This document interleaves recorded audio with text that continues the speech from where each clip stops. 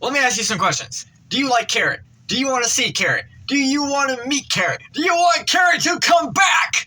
Then please, by all means, stay and watch this video, because this is going to be a Carrot video. Oh, and by the way, if I wasn't being specific and clear, I was meaning Carrot the rabbit meme from the One Piece series. I wasn't talking about Carrot the vegetable, alright? So, in case anyone was getting confused there, or in case anyone clicked on this video thinking that they were going to be hearing someone talk about carrots the vegetables, and I'm so sorry, but you're in the wrong place, okay? So, yes, so today's going to be a Carrot video. If you're new to the video, you know who I am. I am Clif. That's actually aside from the point, alright? But today is a Carrot video. So, for any Carrot fans out there who want to see more Carrot videos, and since they can't really see her in the manga series so much, they have to stick to these options. So, hey, it's better than nothing, if you know what I mean. So, get what you get, right? Alright, so yes, a Carrot video today. Now, what am I going to be doing in this video necessarily, right? So this is going to be very similar to what I've been doing on Carrot videos, sort of predicting, like, how she's going to return, or sort of, like, predicting, or coming up with a general idea of, like, a reasons on why she will come back into the story, and if it could make sense, okay?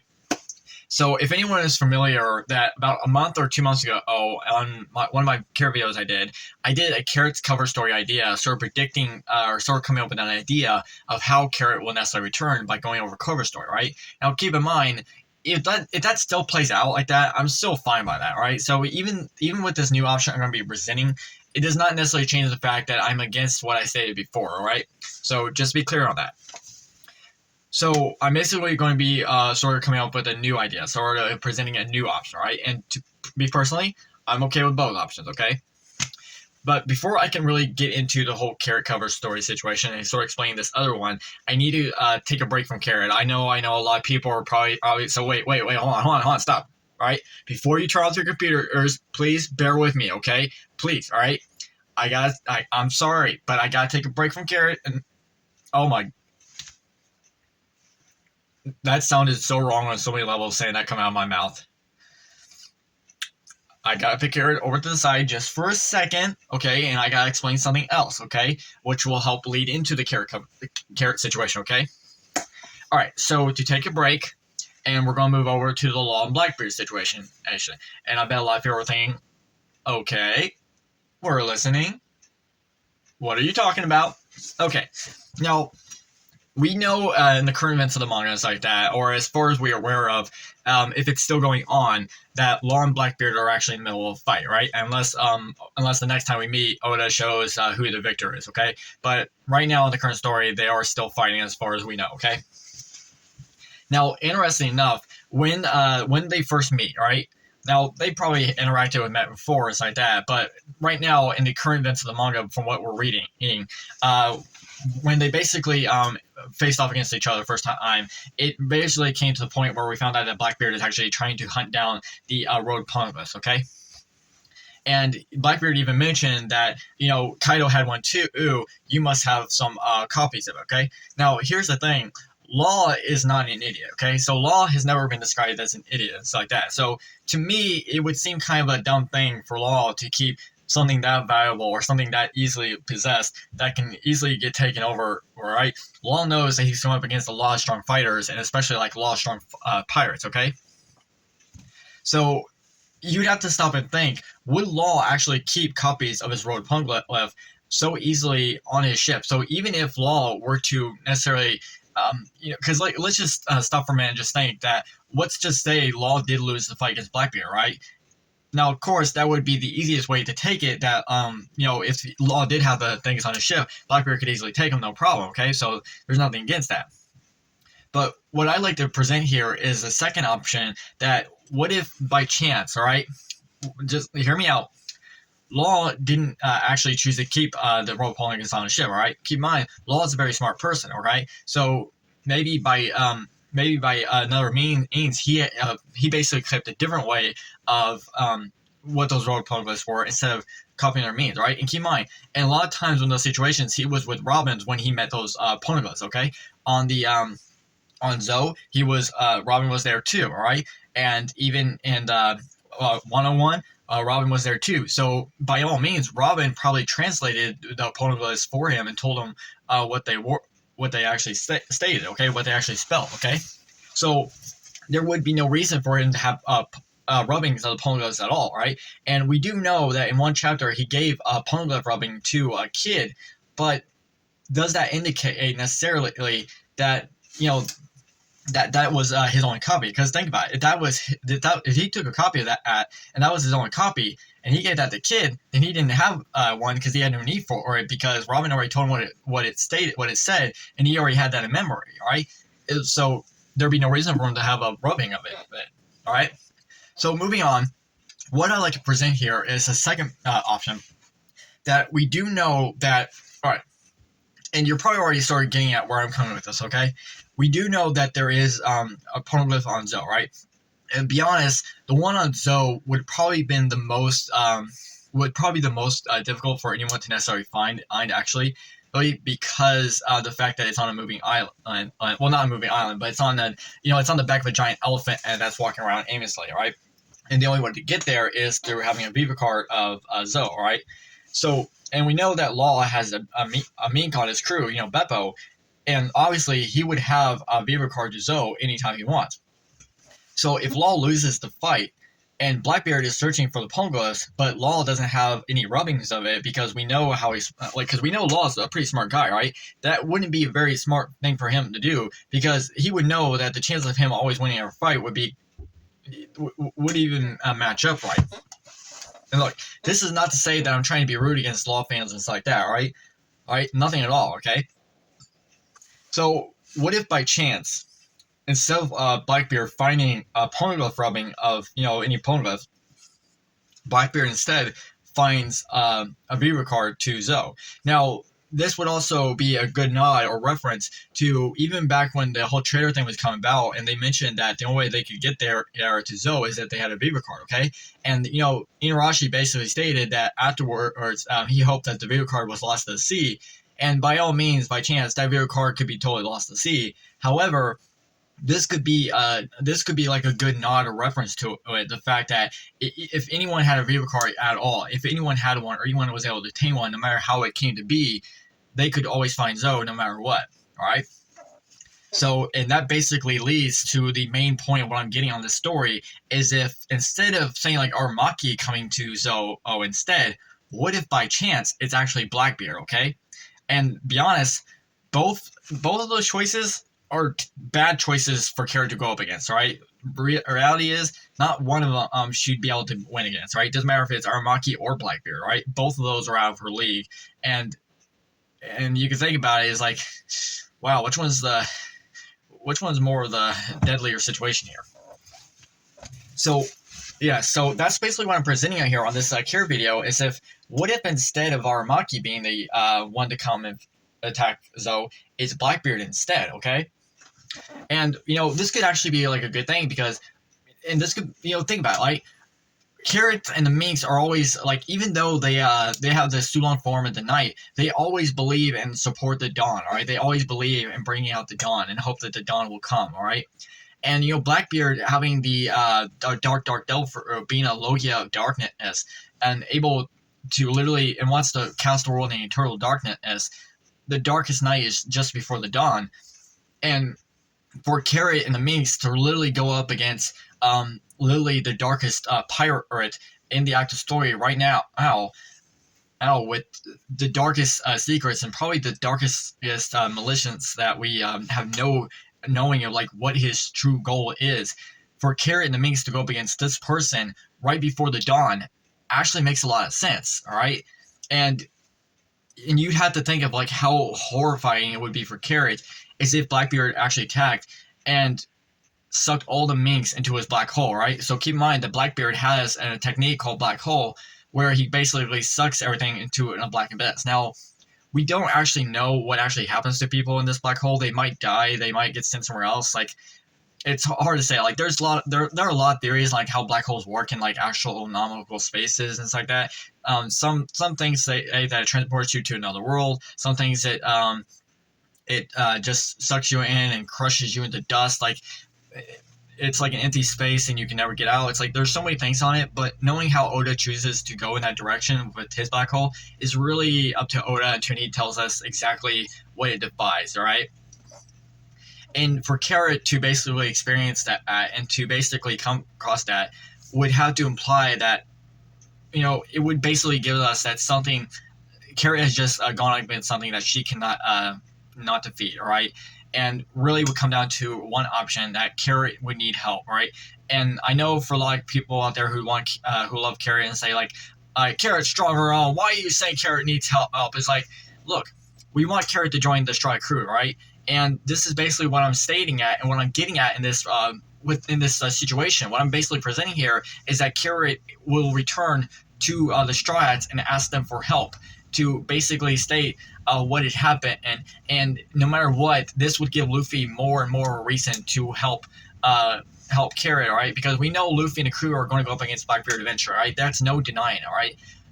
And if Carrot goes, it would give more of a way to basically bring Carrot and the Strike crew together, and more of a bigger reason why Blackbeard is the one to really go up against it, and one to really face, okay?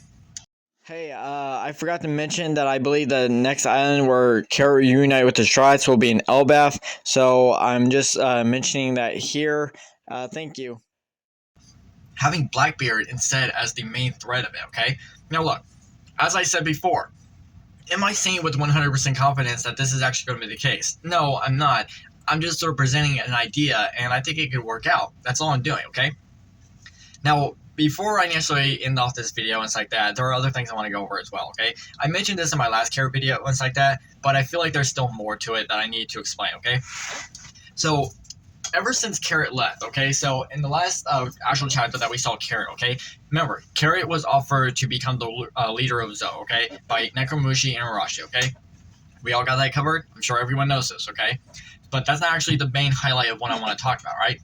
Oddly enough, ever since that chapter, or maybe not in every single chapter, all right? So not in every single chapter, all right? I'm not going to say it happens in every single chapter, but oddly enough, ever since Carrot left, or matter of fact, ever since the Strides have left Wano and stuff like that, there has been some crazy connection or some kind of crazy reference to Carrot, all right? Whether, maybe not like a direct reference or a direct connection to Carrot, but more like drawing parallels to Carrot, or maybe even like drawing, that's actually a good way to phrase it, is drawing parallels to Carrot, or you can draw it any other way you want, all right? But the way I look at it is like I can draw parallels to Carrot, but it doesn't necessarily mean that it has to be Carrot, okay?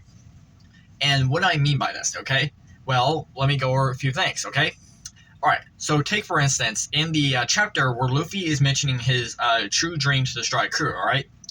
So in that same panel, and I'll have it up so you can see it, in that same panel, we see Luffy at the bottom, but we see members of the Strike crew right above him, all right? We see his Strike crew right above him all in a row, right? But here on the, I believe it's the far right, all right? Well, where you're probably looking at, it might be on your left and stuff like that, but it'll probably be on my right side and stuff like that.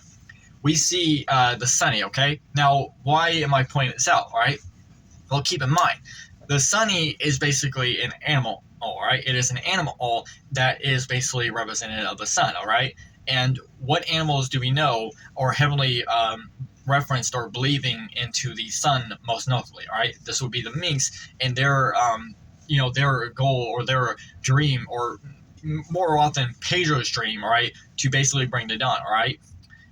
The Sunny is basically a lion, which is a feline member, which Pedro also was a feline member as well, right? And keep in mind, there are two different feline type animals and stuff like that, but you get what I'm pointing at, okay?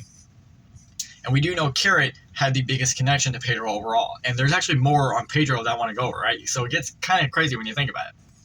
All right, now I'll continue on. We have the Beppo situation, right?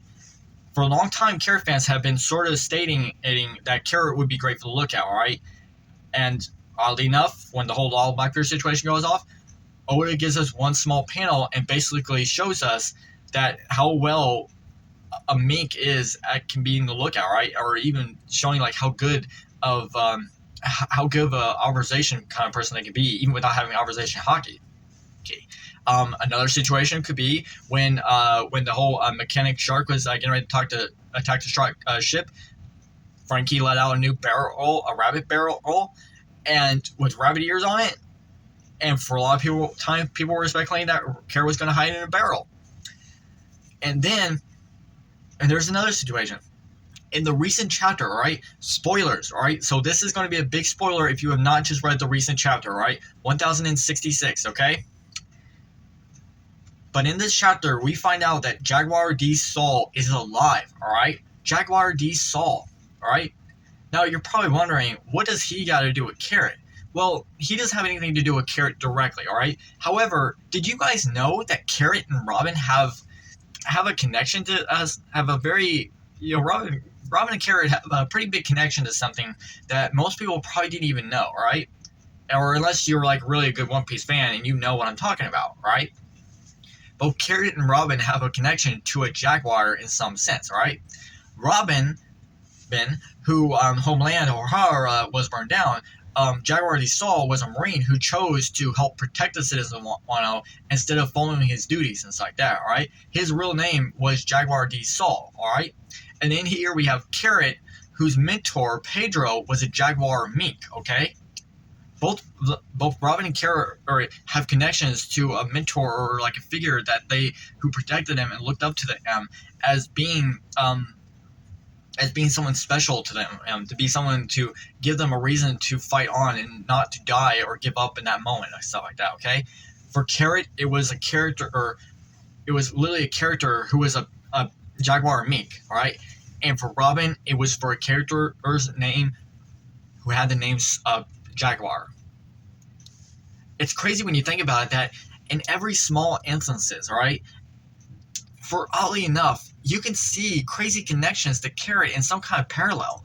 It's funny, and it doesn't necessarily guarantee 100%, but it's crazy. And, a lot of times people will be saying that, for anyone out there who's like Carrot hater fans, they would basically be saying like, oh, that's just Oda messing with the Carrot fans. He's just teasing you guys. He's just making fun of you guys. In your faces. Well, look, I gotta say this right now. If that's Oda's way of making fun of Carrot fans, I'm sorry, but you're terrible at insulting Oda. So if that's Oda's way of making fun of Carrot fans, then yeah, he's doing a terrible job at it. That's there's no way to actually phrase that or better that even better. He's like, if he's literally making fun of us, he's doing a terrible job at it. But yeah, so that's the main thing I want to present in this video. That's the main thing I wanted to go over. And oddly enough, when you think about it, all right, and you don't have to think about it very hard, but it does. It just feels like it can make sense, and it feels like it could work. All right, and look, I've said it before. Oda can tell a story just the way he wants. All right, I'm enjoying everything that Oda's giving us. Right, sure, there are some ups and downs, there are some negatives and positives, things like that. But that's the whole point of enjoying any kind of series you get into. All right, you're always going to find something negative about it, and it's finding those positive things that gives you a reason to continue on over and over again. It's like that. Never give up on what you want to believe in. Never stop reading what you want to know. It's astronomical. All right, and hey. Hoping for the day that Carrot will return, hoping for the day that we can see something even more, all right? Give a better reason, all right? And who knows, maybe if she does return, maybe this journey with the Straw Hats and maybe her desire to basically free her people from Blackbeard's control, maybe by chance we'll really see Mink bring the dawn. And maybe what that means, and by chance, Carrot could be the first one of her kind to literally come into the dawn. Imagine that. Carrot. And I don't mean normal Carrot, no. If you weren't getting what I was talking about, I'm stating a Sulong Carrot. A Sulong Mink in the dawn. Now that would be fascinating. Alright. So that's basically all I have for this video. Nothing else to go over. So yes, thank you for joining me for today's video. I hope you enjoyed it. I hope you enjoyed anything I offered, anything I stated. Please let me know by smashing that like button, all right? And you know what else? If you're new to the channel and you have not done it yet, you should subscribe to the channel, right? Especially if you enjoyed what I offered, okay? Feel free to leave a comment down below. Share the video if you like.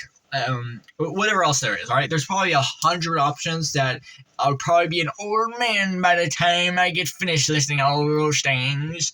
But yeah, so if you already know what you need to do, then why am I telling you guys? You guys know what to do. So hey, thank you for joining me. You all have a great day, and like, pray that carrot comes back. Pray that carrot comes back. Pray that carrot gets back.